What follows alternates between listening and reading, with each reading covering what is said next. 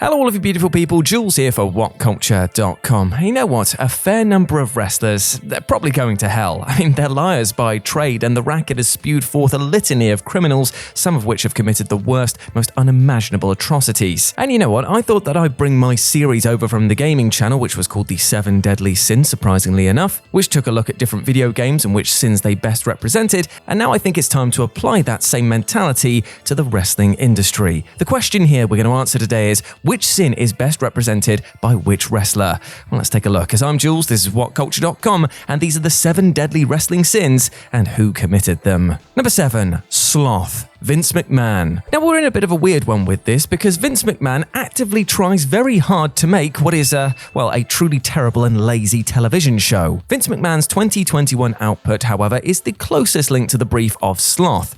The work-intensive process seems horrendous from the outside looking in. A group of writers spend much of their week frantically guessing what their lunatic of a boss might hold an interest in, and it's not as if his tastes are wide-ranging. Why is a distraction finish and a rematch or two acceptable one week and enough to inspire a conniption fit the next? It's the same show every week, whether he goes apeshit or not. And the thing is, you know the format. The conventional squabbling and a long, fake-feeling promo segment draws out the authority figure who doesn't even seem to have a main event ever planned, and then makes that the main event. The main event more on off doesn't have a finish because they're saving the one that counts for the bloody pay-per-view. Everybody's John Cena. Everyone is a master of ceremonies. Every match is worked the same way. Everything is the same all the time because your investment apparently means nothing to him. Vince McMahon embodies sloth and is definitely going to hell for it. Number 6, Lust. Vince McMahon. Now listen, in an ideal world, I would obviously choose another wrestling personality to embody each different sin, but come on, it's Lust. And it's Vince McMahon. He embodies lust because he had an unbridled desire to monopolize professional wrestling and reimagine a splintered regional racket under his own cartoonish vision. He bought TV time that was ordinarily exchanged by local promoters for a slice of the gate, rendering the old agreement untenable for his beleaguered competition, who were forced to spend themselves into the red just to maintain the pace. He wasn't content to merely corner the wrestling market, though. He fancied himself as a Renaissance man, seeking fortunes in the bodybuilding, football, ice hockey, restaurant, and film industries. He was woefully unsuccessful at everything but the one thing that he was ashamed of being, and that is a professional wrestling promoter. And of course, he also lusted in the old-fashioned biblical way by scripting various buxom women as vessels for his probing tongue as the 2000s unfolded against a grim, indulgent backdrop. Wrestling to Vince was just one great orifice waiting to be, plunged. And he took that rather literally on screen at the expense of most women unlucky enough to be awarded a Playboy cover. What a terrible old pervert, you know what I'm saying? Number 5, Greed. Ric Flair. I mean, we've heard the promos, right? We've heard those wildly charismatic, piss-funny promos so often that we probably overlooked the stories that actually haunted the real-life Ric Flair, separating the art from the artist as the rawness of time calcified. Ric Flair lived the life, and he wanted you to know it. He'd scream and holler about his material possessions. The more needlessly extravagant, the better. Rolexes, alligator shoes, cashmere. Flair was the picture of avarice and superiority.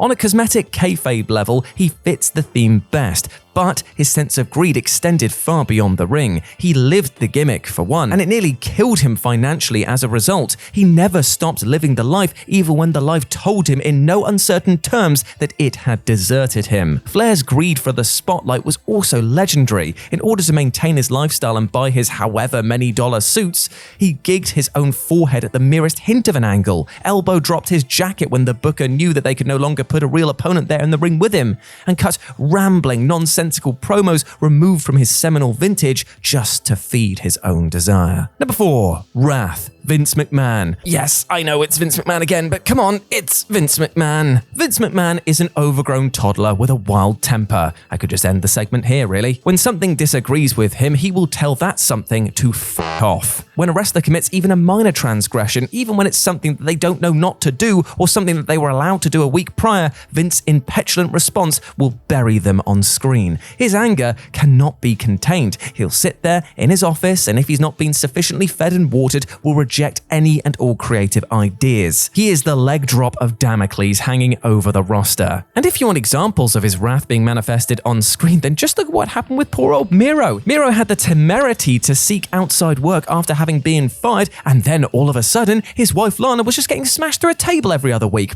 I wonder if the two are linked. When Dean Ambrose left, who it should be noted worked more matches than any of his peers at the peak of his singles run, he was threatened with a burial at the hands of, yes, Nia Jax, to whom he offered a sacrifice in exchange for her ungodly power. A house show match was scheduled, but then it was scrapped when Vince was self-aware enough to realize that he was going to make Ambrose look like the wronged party. His actual exit was among the most warm-hearted farewells ever extended to an outbound WWE star, and still, Vince's first instinct was to make him look bad.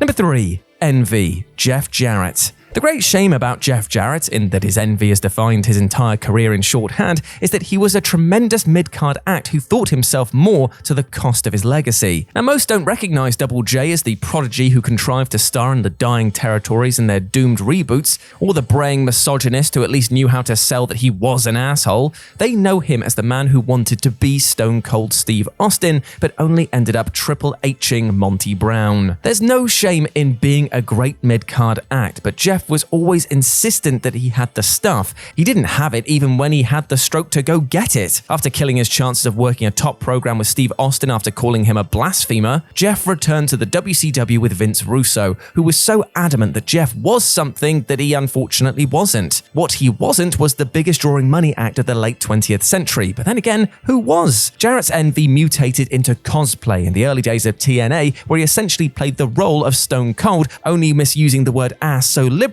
that he, in the end, made one of himself. Number 2. Gluttony. Triple H. Triple H got greedy as he realized that NXT alone was not going to thwart the rise of the independent scene. New Japan Pro Wrestling and Being the Elite offered an outlet of expression and long-term storytelling, ranging from penis envy-driven murder mysteries and intricate years-long stories of ascension and succession. Knowing that he couldn't conceive the same success, Triple H, with New Japan Pro Wrestling's Western expansion selling out the West Coast within minutes, elected to sign every 5'9" workhorse in the industry, knowing that they were but vessels for the elixir of critical acclaim. But you know what? It's consistent with his nature. Triple H, an honorable mention for pride, ate anything that he could, whether it was WrestleMania match times, props for his entrances, or the confidence of his peers. But in defense of Triple H, he couldn't adapt that with which AEW actually used to overtake NXT, and that is that apparently everybody has to learn from Vince's playbook, because you know what? There is but one master of sports entertainment, and that is, number 1, pride,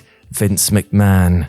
Yes, I know, but come on, it's Vince McMahon, who had the amazing quote, "I know what you people want better than you do." This was an old McMahonism, an in-character line delivered by a fictional despot. But then again, Mr. McMahon and Vince McMahon, well, they're one and the same. Vince McMahon has spent his entire career as a promoter thinking he knows best. Strictly speaking, he's not wrong. He's the objectively most successful promoter in the history of the industry, but he's fading in his old age. Because you know what? AEW should never have happened. That can never be overstated. Vince McMahon monopolized the North American TV industry, and that in itself meant that he should have never have relinquished his grip. All Vince had to do was listen to his most dedicated base and just not mess with them. But he knows what they want better than they do, which is odd since, gauging by ticket sales, they want to go to AEW shows more than they wish to attend WWE events. Like I said, AEW should never have happened. But it did. It happened because Vince, through his own grotesque, prideful hubris, failed to acknowledge the shifting landscape because the shifting landscape did not meet his own bizarre specifications. Let's go through some recent examples, shall we? Adam Cole isn't a star. He's too short and needs a haircut for some reason. Keith Lee is too exciting. Big men can't do that, even though the fact that Keith Lee can do all of that. Stone Cold Steve Austin was boring and not a wildly entertaining mid-card breakthrough act. Roman Reigns was a glad-handing dandy. The Royal Rumble was a stupid battle royale. Brothers don't fight because he and his brother never did, almost scuppering one of the greatest WWE matches in all of history. The WWE as it is today almost seemed to happen in spite of Vince, and yet he possesses the hubris to think that it was all him.